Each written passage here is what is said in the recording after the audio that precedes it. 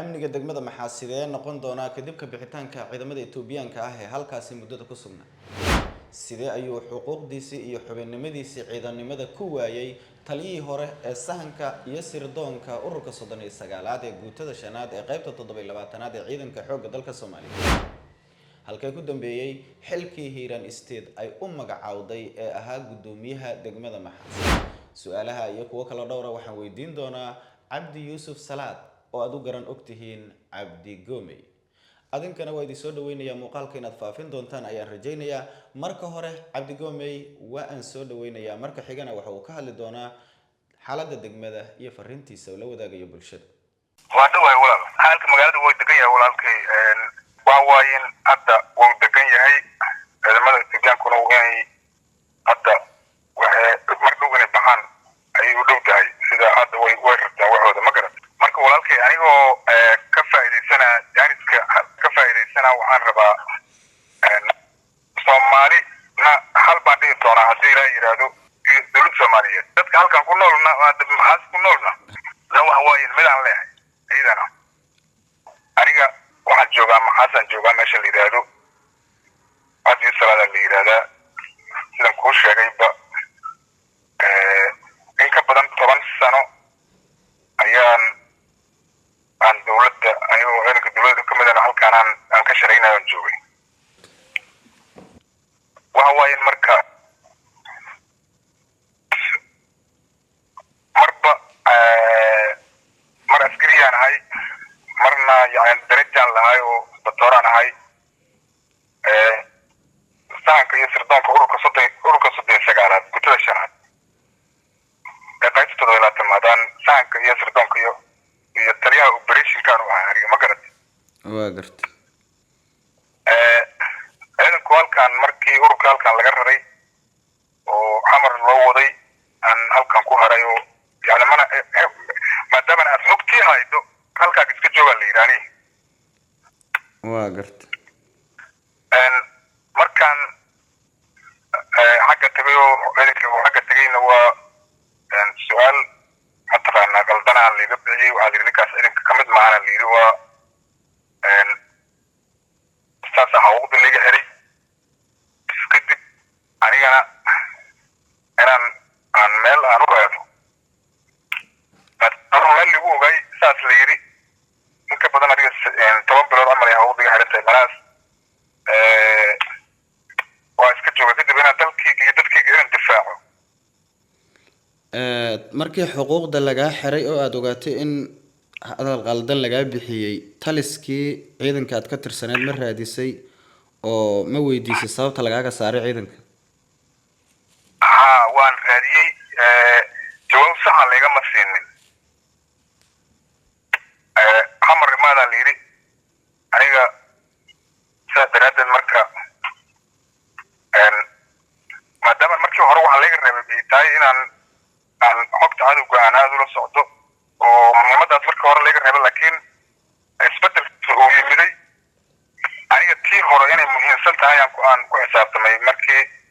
aan xamar kaas aado inaan ay ka muhiimsan tahay inaan halkaan cadowga uu joogo aan sii joogo oon la sii shaqeeyo dadka deegaanka iyo wixii aan heli karay inaan ka shaqeynahay waayahay maxaas ayaad joogtaa hadda ciidanka Etoobiyana biri inay baxaan la rajaynayaa maxaas ciidanka hadda jooga oo macwiisleyda madarafyadeeda jooga marka laga tago ciidan military oo difaaci karo oo ciidankaasi Etoobiyaanka bedelkiisa buuxin karo ma joogaan kula tahay ciidan waxa jooga urun aad joogta oo ciidanka dowladda ah joogta laakiin ciidan hadda xoog leh oo weyno oo mataqaanaa oo xeelada amisom ka baxday hadda buuxina ama la wareegi karaa hadda ma joogo sharciga hadda UN-ka markii hore dad bayda loo keenay waxay ahayd in ammaanka Soomaaliya uu ciidamadan ama amisom ay ka shaqeeyaan taasay ahayd maahano aad iyo aad markii laga maarmo oo ciidan bedelo la helo inay waddanka ka baxaan muhiimaddu saasay ahayd okay in marka ciidan uu bedelo waa muhiimadda koowaad waa intaasu maana in hadda xaalada ka durasada sharciga UN-ka maana u malayna taas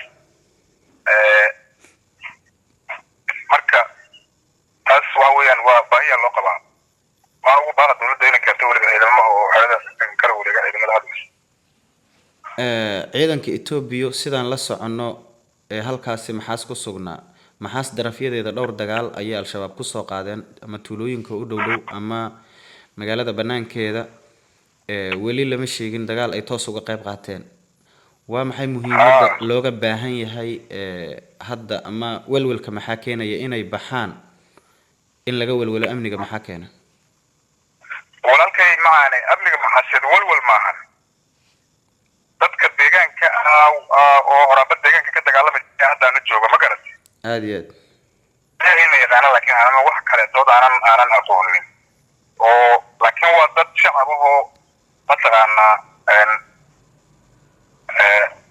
oo shacab hadda laakiin ciidan meesha ku diyaarsan oo xeradan joogo oo ma ahan moogtahay waa sax marka walwal oo amniga maxaasad laga walwalaa hadda ma jiro laakiin waa waayin waxa jira ciidankaas ciidan muhiimad oo meesha ayay anaga noolaheeda markuu deganay oo ah ani yani waqti kasto diyaaradaha dhaawaca qaada iyo waxyaabaha noocaas iyo aan keeni jirna waqti kasta muhiimadaas uu noolahay anaga laakiin dagaalo hadda uu ka qayb qaatay hadda dagaaladii maxaasiriyeeda ka dhacay ma jiro waaya Cabdi Goomey waxa taa nin deegaanadaas aad looga yaqaano kuna caan ah al-shabaab oo Moqokuri joogo inuu shabaab ku soo dhex dilay oo ayaga iyo gaarigoodii soo watay mar dhaxdaana waxaan maleynaynay ama aan maqalnay siyaasadaha maamulada isdiidan qaar mid ka mid ah in ay ku soo magacaabeen gudoomiyaha degmada Maxaas halkay ku dambeeyay xilkaas walaal su'aal fiican waayin aniga markaas waa ma joogin Maxaas laakiin meel baadiyaha oo aanan qad lahayn aan joogay laakiin kama sii warhayn aniga xilkaas mana dooranin ma garatay waa gartay ma ku wargelisay maamulkii xilka ku magacaabay oo Hiiraan State inaadan xilkaas aqbalayn oo na rabin aad iyo aad waan ku wargeliyay waxaan idhi aniga walaxa qofka in asaga la matalo waxaa ka fiican in lagala tashado mataqaana wixii oo xasaasiyo oo xilahoo noocaas marka magacaabis aan lagala tashanay aheeda leedahay marka magacaabis aniga aan lagala tashanay aheeday haddii hadda sida Soomaalidu ay u dhaqmaydo oo masuqayo mataqaana wax isdabamarinta iyo dhibaatada iyo maaragtay iyo in walba guri raadiyo haddii hadda guri aniga kaliya aan raadiyo waa ka samay karay laakiin waa weeyaan meeshaan hadda Maxaas la yiraahdo waa meeshaan ku dhashay aniga degmadii aan ka soo jeeday waaye waxa ka shaqeeya hay'ado oo masaakiinaha wax ka hesho waa waayan marka inaan aniga nafsadeyda aan wax u raadsado laakiin aan gubo hay'adahaas iyo nidaamkaas oo waxa ku yimid oo kale hadda haddii meeshii yani maamul isdiidan oo yimaadaan waxaas ma jirayaan ma ahano aad iyo aad marka hooyo oo hay'ad ay ka sida meel rubac bariis ay ka sida in aniga oo ayna cawada iyo qada aniga dartay ay u qado taas waa igala adkaatay oo anigu aan dartayda ka fiirsado saa daraadeed aan mataqaana aan uga aamusay aad u maasan tahay ugu dambeyntii ciidamada macwiisleyda ka soo jeedo degmadaas Maxaas iyo dad ciidanka askartaaba dheh maxaa baaqo ugu dambeyn u diraysaa walaalkay qaari waa su'aal fiican waxaan u dirayaa dadka deegaanka ku nool bariga Hiiraan la yiraahdo oo adoon ku nool baaqan uu yahay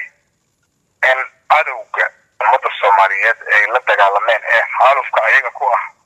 oo waad la socotaa hadda halkaan joogno Maxaas xoolaha ariga uu babareynaya shacabku ma ahno aad iyo qof ka mid ah inay joogto ee dhulkiisa ay sii joogto ma ogola cadowgaas waxaan marka ugu baaqayaa inay diyaar garoobaan inay hubkooda qaataan ay diyaar garoobaan taasaan ugu baaqayaa taas waxa dheer oo intaas aan ku sii darayaa ciidamada qortay haddaan xabado meel uu joogo waxaan leeyahay deegaankan oo dadka u dhashay waa deegaanka shabaab uu uga camal badan yahay haddii marka dawladdu ciidan kaalinta amisom buuxiya aysan halkan aysan maadaama hadda inay ownan muuqan hadda owna soo muuqanin waxay nin kasta ha ku xisaabtama inuu waddankiisa uu difaaco oo amisom asaga u ah inkastoo ciidana oo u dhashay dadka degan bariga hiiraan degan oo xawaado la yidhaaho al-shabaab oo ugu camalka badan ka dhashay waxaan ugu baaqayaa in dagaal ayaa annaga u diyaar garoobaynaa inuu dagaalkaas ka qayb qaato taasaan ugu baaqayaa intaas waxa dheer oo sheega waxay tahay taas macnaheedu ma ahan in hadda caddiyahaan anigu aan la baqayo ma ahan laakiin waxa weeyaan al-shabaab muhiimadda koowaad wuxuu saarayaa halka hadda aan kaala hadlayo iyo wixii lamida asigoo dagaalku uu dagaalkii hore ka bedelan yahay waxaan marka ugu baaqayaa nin kasta uu il gaara u yeesho waddankii asagoo ku dhasho hooyooyinkiisa ilmihiisu ay joogo maadaama ciidan hadda kaalintaas buuxiyey hadda dowladda soomaaliya uusan ka muuqanin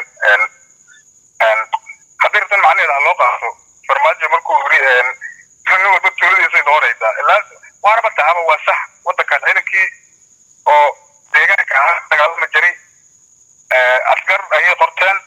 kii horey u joogay oo guddida shanaad oo hadda ururka 39 aniga ka tirsanayna waa laga qaaday midba meela lagu tuuray xamara loo qaaday waa sax marka waxa aniga fikirkan ka hadlaa sax waaye waxaan ugu baaqa oon mar labaad ugu baaqayaa in ay wadankooda wax ka difaacaan iyo dadkooda ilaa dadkan meel qaada ma lahan ashaabna ma ahan xilligii intuu dadka uu dhex joogo lagu dhex noolaanay ma hal shakhsiya oonan dagaalamin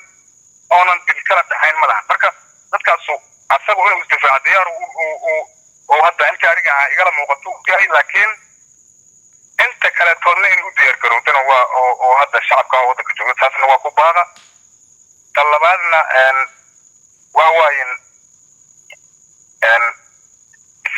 oon ugu baaqaana waxa weeyaan waa ciidamada deegaanka u dhashay ka jooga waddanka Soomaaliya meel dacaladeeda meel kasta joogaan aad iyo aad u mahadsan tahay